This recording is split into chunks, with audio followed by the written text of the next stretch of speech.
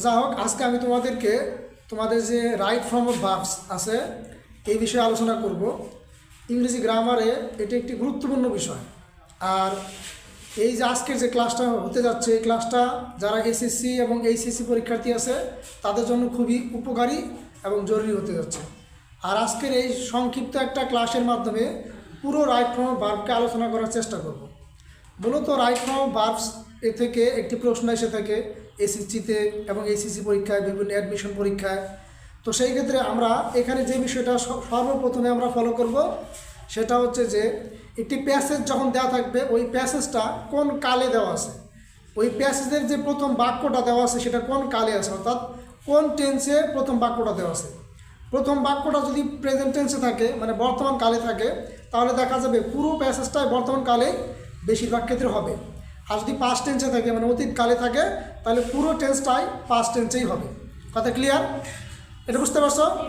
দ্বিতীয়ত হচ্ছে যে রাইট ফর্ম অফ ভার্ব করার ক্ষেত্রে আরেকটি বিষয় সর্বপ্রথমে মাথায় রাখতে হবে, সেটা মাথায় রেখে right form of verb answer করতে হবে। সেটা হচ্ছে সাবজেক্ট, ভার্ব অ্যান্ড প্রেডিকেট বের করে নিতে হবে। অর্থাৎ তোমাকে কি করতে হবে, ওই প্যাসেজ থেকে যে বাক্যগুলো আছে ওই সেন্টেন্স থেকে প্রথমে সাবজেক্টকে বের করে নিতে হবে, ভার্ব বের করে নিতে হবে এবং প্রেডিকেট বের করে নিতে হবে। যদি বাক্যের মধ্যে মেন ভার্বের জায়গায় যদি শূন্যস্থান থাকে, যদি শূন্যস্থানটা মেন ভার্বের জায়গায় থাকে তাহলে ওখানে ভার্বই বসবে।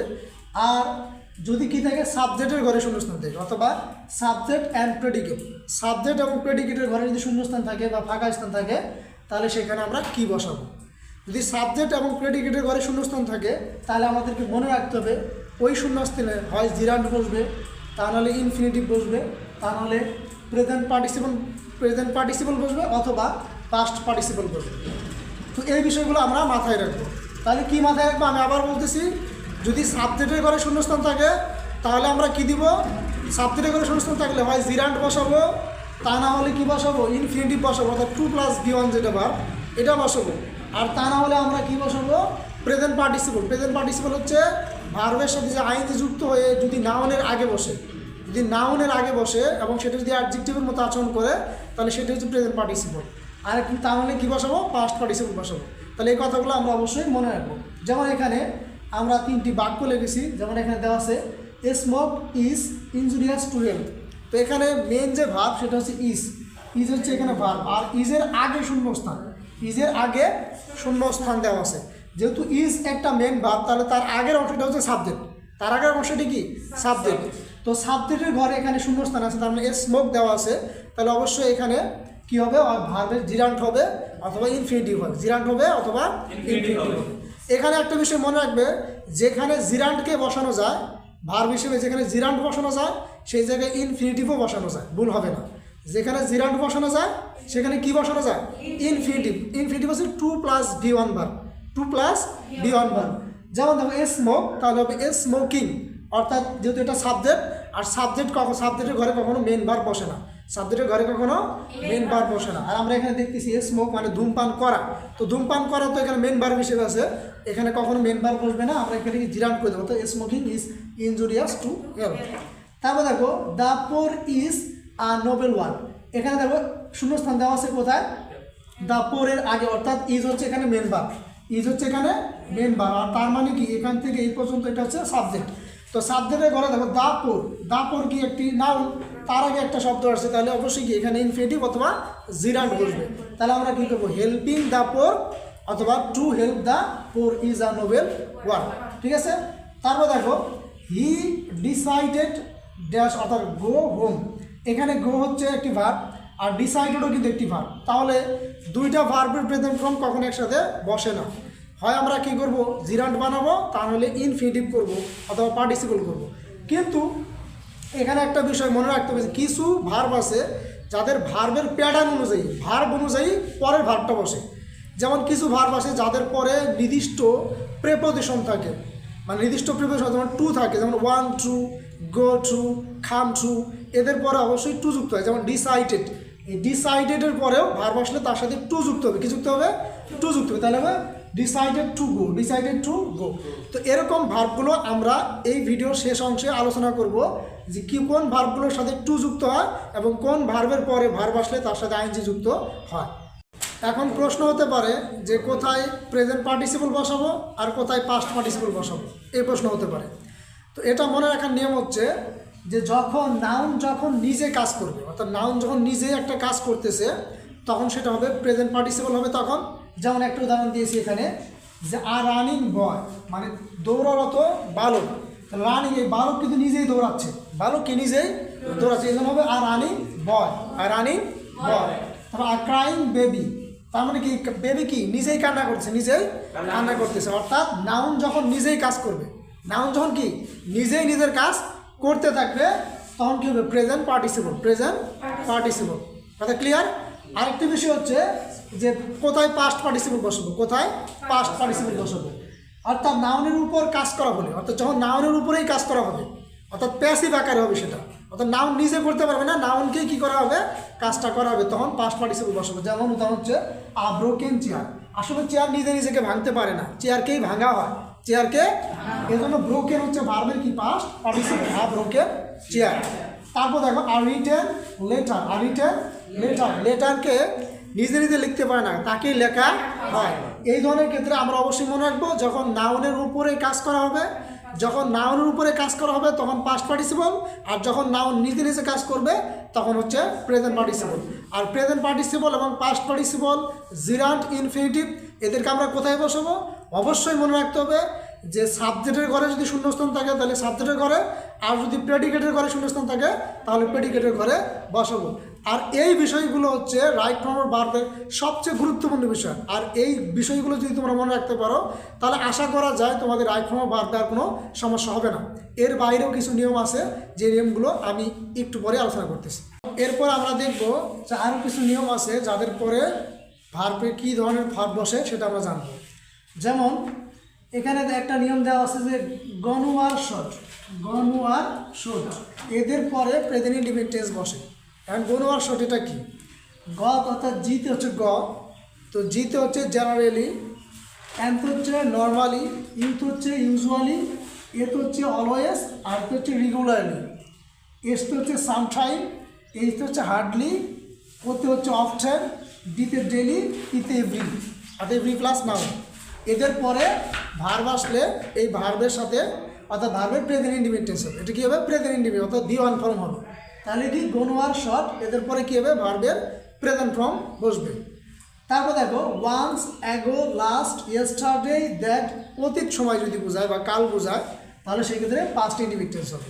ওয়ান্স মানে একদা, এরকম অর্থ দেয় অতীত, once, ago, last, yesterday, that ইত্যাদি অতীত সময় বোঝালে পাস্ট ইনডিফিনিট টেন্স হবে। তারপরে রিসেন্টলি, স্টিল, অ্যাট প্রেজেন্ট ইত্যাদি যদি থাকে, অর্থাৎ রিসেন্টলি, স্টিল, অ্যাট প্রেজেন্ট যদি থাকে তাহলে প্রেজেন্ট পারফেক্ট টেন্সে আমাদেরকে শূন্যস্থান পূরণ করতে হবে। তারপর যদি নাও, অ্যাট দিস মোমেন্ট, গ্রাজুয়ালি ইত্যাদি এই শব্দগুলো যদি থাকে তাহলে আমরা ওইটাকে আমরা প্রেজেন্ট কন্টিনিউয়াস টেন্সে কী করবো? পূর্ণ করবো, শূন্যস্থানটাকে প্রেজেন্ট কন্টিনিউয়াস টেন্সে পূর্ণ করবো। তারপরে এখানে আরও কিছু নিয়ম আছে, যেমন ইফ মানে কন্ডিশনাল সেন্টেন্স, যেমন শর্তমূলক বাক্য, যেমন ইফের পরে যদি প্রেজেন্ট হয়, প্রেজেন্ট টেন্স হয় তাহলে প্রেজেন্ট কন্ডিশনাল হবে। প্রেজেন্ট কন্ডিশনাল কি? কন্ডিশনাল অর্থ হচ্ছে মডাল যে ভার্বগুলো আছে, মডাল ভার্ব।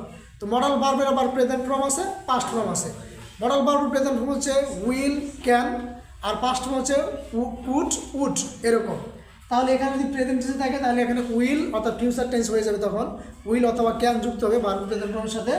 ই প্লাস পাস্ট হলে পাস্ট কন্ডিশনাল হবে, অর্থাৎ ভার্বের সাথে কী হবে? পাস্ট ফর্ম, অর্থাৎ ক্যানের যে পাস্ট উড হবে, উইলের পাস্ট উড হবে, তারপর ভার্বের প্রেজেন্ট ফর্ম আসবে।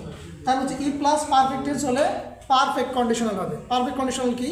ই প্লাস প্রেজেন্ট হচ্ছে কি প্রেজেন্ট পারফেক্ট, যেমন ইফের পরে যদি প্রেজেন্ট পারফেক্ট টেন্স থাকে অথবা পাস্ট পারফেক্ট টেন্স থাকে তারপরে আমরা পারফেক্ট কন্ডিশন করব। পারফেক্ট কন্ডিশনের নিয়ম হচ্ছে could have, would have, might have, এদের পরে ভার্বের V3 আসবে। অর্থাৎ এখানে লিখে দেখাচ্ছি কুড হ্যাভ প্লাস V3, অর্থাৎ এরকম কুড হ্যাভ প্লাস V3 এদের পরে ভার্বের যে পাস্ট পার্টিসিপল ফর্ম আসবে, এরকম হবে। তারপর সকল যে মডাল ভার্ব আছে অথবা সেমি মডাল ভার্ব আছে, মডাল ভার্ব কি? যেমন can, could, may, might, shall, should. Semi modal verb কি? Am, to, is, to, are, to যুক্ত ভার্ব। এদের পরে ভার্বের V3 অর্থাৎ ভার্বের প্রেজেন্ট ফর্ম বসবে যদি অ্যাক্টিভ ভয়েস হয়, যদি বাক্যটি অ্যাক্টিভ ভয়েসে হয় তাহলে ভার্বের প্রেজেন্ট ফর্ম বসবে, আর যদি প্যাসিভ ভয়েসে হয় তাহলে বি যুক্ত করতে হবে, তার সাথে বি যুক্ত করে ভিতরি করে দিতে হবে। এ হচ্ছে আমাদের রাইট ফর্ম অফ ভার্বের আরও কিছু নিয়ম। জানবো যে কিছু ভার্ব আছে দেখা যায় মেন ভার্ব হিসেবে বসছে বাক্যের মধ্যে, এখন তারপরে যদি শূন্যস্থান থাকে, মানে এই ভার্বগুলোর পরে যদি শূন্যস্থান থাকে তাহলে কি বসাবো। এমন কিছু ভার্ব আছে যাদের পরে ইনফিনিটিভ বসে, আবার কিছু ভার্ব আছে যাদের পরে জিরান্ড বসে। যেমন একটি ভার্ব হচ্ছে, কিছু verb enjoy, avoid, mind, practice, admit, suggest, deny, consider ইত্যাদি।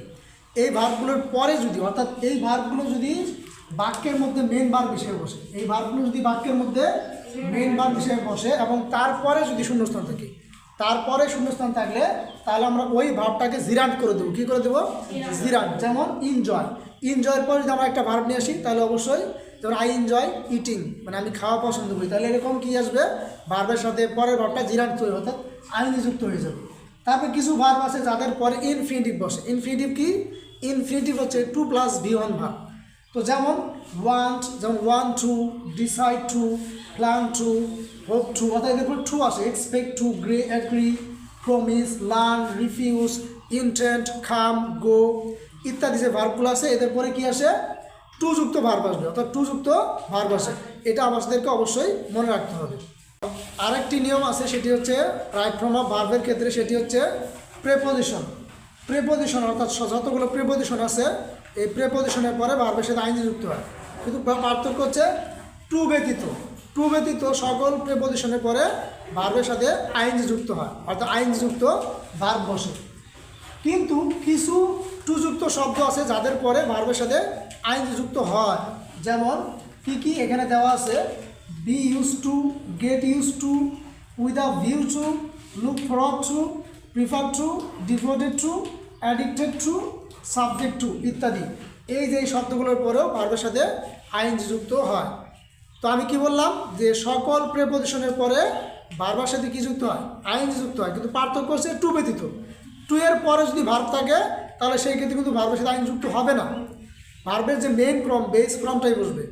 কিন্তু কিছু শব্দ আছে যাদের পরে নির্দিষ্ট মানে শব্দ আছে, এই শব্দগুলোর পরে ভার্বের সাথে আইন যুক্ত হয়। আর একটা হচ্ছে be use to, get use to, with a view to, look forward to, prefer to, devoted to, addicted to, subject to ইত্যাদি শব্দগুলোর পরে ভার্ব আসলে ভার্বের সাথে আইনজি যুক্ত হবে। তো আজকের এই ক্লাসটি যদি মনোযোগ সহকারে দেখো তাহলে আশা করা যায় রাইট ফর্ম অফ ভার্ব নিয়ে আর কোনো সমস্যা থাকবে না ইনশাআল্লাহ।